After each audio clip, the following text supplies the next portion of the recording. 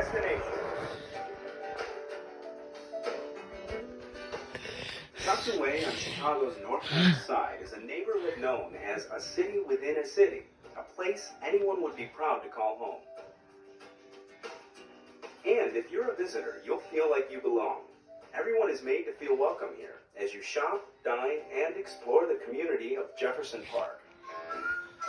As longtime resident and Jefferson Park Chamber of Commerce President Jim Robertson will tell you, to know Jefferson Park is to love it. So Jim, tell me what makes Jefferson Park such a great destination. The main thing is the people. We have a great group of people that live here, and we have some of the best examples of historic bungalows that Chicago offers. Those bungalows reflect only a part of this neighborhood's rich history, which began in the 1800s. Immigrants of Polish and German descent were among the early settlers here.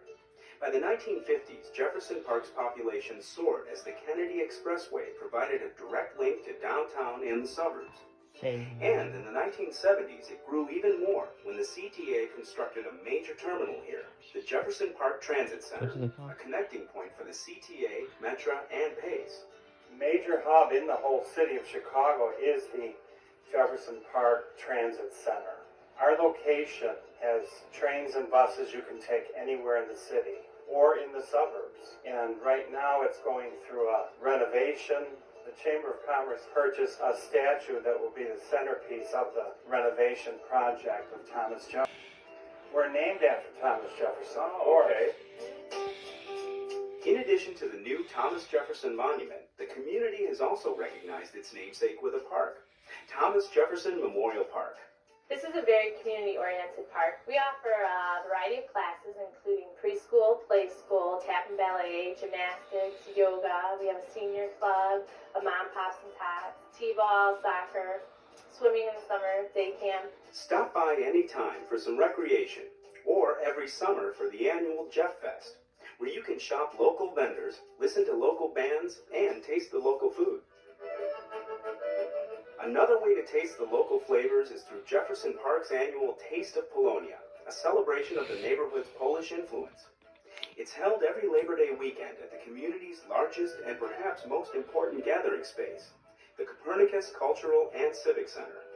Visitors to the Copernicus Center can also enjoy a variety of cultural activities year-round.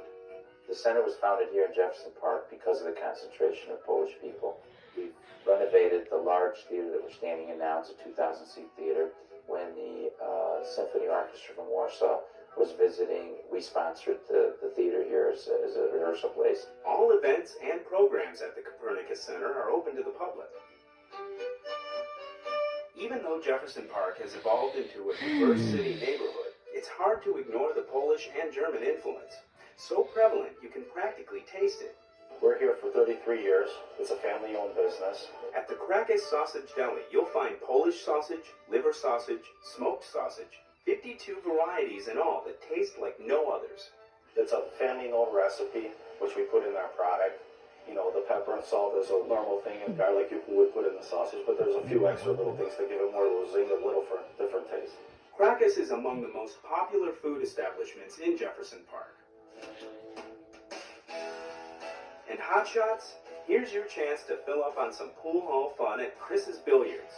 It's famous for playing a role in the Paul Newman Tom Cruise flick, The Color of Money. Rack up some fun on one of 48 tables at this 35-year-old neighborhood mainstay. Yeah. From indoor pool to outdoor fun, from great places to shop and eat, there is so much to experience in the neighborhood of Jefferson Park. And the CTA can get you there. Here's how. 91 Austin, 56 Milwaukee. I don't have to work Saturday. We are good. 81 Lawrence, 81 W West Lawrence, 88 Higgins, 92 Foster, 56A Northwest Milwaukee, 68 Northwest Highway, 85A North Central, 78 Montreux, Blue Line. So to sum it all up, the city within a city. It's a neighborhood that still is a neighborhood. And it has a lot of great people that live here.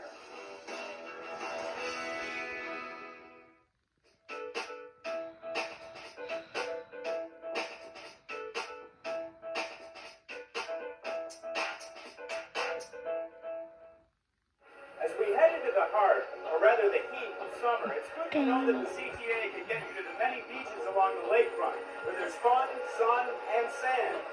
All you need is a little basic training.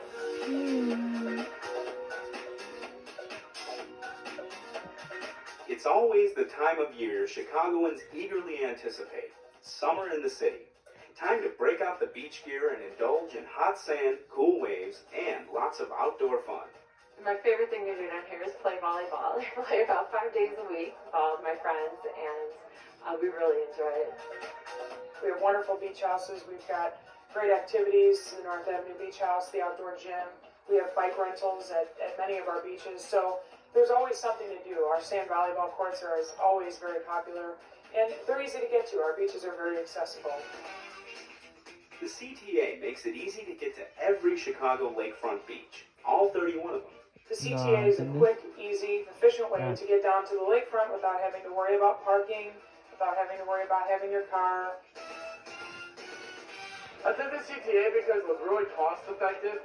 We were driving around, it would take hours in traffic. We came down here with like 12 people. You can't fit that all in one car, so we all came down together and we all had fun. For added customer convenience, all of the CTA's rail lines and bus routes that lead customers to the lakefront are clearly listed in the Chicago Park District's new guide. It's essentially, an encyclopedia for the 26 miles of Chicago's lakefront. And this year it will be a 36-page full-color brochure that people can actually take with them, not only to use during the summer, but throughout the year. And there's something new to experience on Chicago's lakefront beginning this summer. Just a few steps south of the Adler Planetarium sits Northerly Island, a beautiful 91-acre respite of prairie grasses, beautiful pathways, and wildlife in a rather historic location. This has been here since the years of Daniel Burnham, who has actually been a large part of the way a lot of our parks on the lakefront have been designed. This used to be, as everybody knows, an airport, and I think it was the mayor's vision to turn this into a park that was free and open for everybody in the city of Chicago. Northerly Island is also where Chicago's second World's Fair was held in 1933 and 1934. There is an unbelievable history to this park that I think a lot of people probably don't know, and so we invite people when they do come down to visit the island itself to definitely stop by the terminal building and take a look at the exhibit. The former Meigs Terminal is now home to A Century of Progress, a photographic exhibition where history lovers can learn all about the famed fair.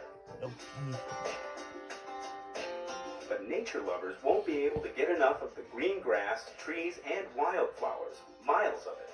The pathways that we've put in here at Northerly Island are for everybody's use. What we have found is a lot of bikers come out here just to explore the island because they've never been able to do that before. I think a lot of the birders enjoy Northerly Island because this is on the migratory bird path, and so it does get a lot of activity in the spring and the fall. Bird watchers and fishermen are making their way to Northerly Island. It's the newest site for the Perch Derby, a contest offering some of the finest shore fishing in the city. We are having the Derby out here again this year. We have a fishing guy at the Chicago Park District by the name of Bob Long, who does fantastic fishing events for kids and adults alike. Northerly Island will also offer a new concert venue. The Lakefront Pavilion at Northerly Island will host family entertainment, concerts, and more. So come on out and enjoy the new Northerly Island and all of Chicago's celebrated beaches. And let the CTA get you there. There are lots of reasons to head to the lakefront this summer, but one big one, the Chicago Outdoor Film Festival in Grant Park, our last stop. Set against the breathtaking backdrop of Chicago's skyline and the lakefront, classic films are projected on a 50 by 34-foot screen with state-of-the-art sound at the Chicago Outdoor Film Festival in Grant Park.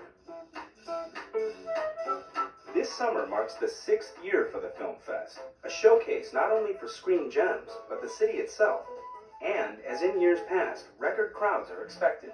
The film festival has definitely grown in popularity. There's no question about that. Our average attendance is about 30,000 people per film. And this year's lineup is no exception.